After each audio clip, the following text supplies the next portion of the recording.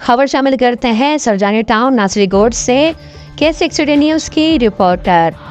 मुसर्रत शाहीन के घर पे रात 3 बजे मुसल्ला 5 अफराद कार में आए और इनको धमकियां दी, इनके बच्चों को अगवा करने की धमकियां दी। मजीद जानते हैं मुसर्रत शाहिद की ज़बानी।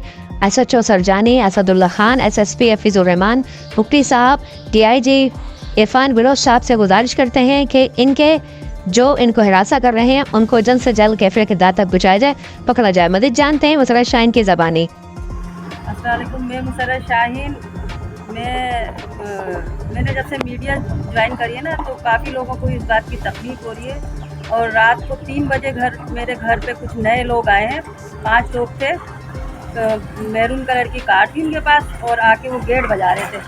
तो मुझे अपनी जो है ना बच्चों का अपना जान का ख़तरा हो रहा है। भाई ये मेरे बच्चों को अगवा करना चाहते हैं, किडनैप करना चाहते हैं और मुझे जो है ना तहफ़्फ़ुज़ चाहिए और इन लोगों का पता चाहिए। वैसे तो मुझे मालूम है, मैं कोई चेहरे हैं मेरे नज़रों में जो मतलब ये कारनामा अंजाम दे रहे हैं, लेकिन जो भी अगर मेरे बच्चों के साथ कोई गलत हुआ तो फिर वो अंजाम अपना देख लें खुद ही। मेरे साथ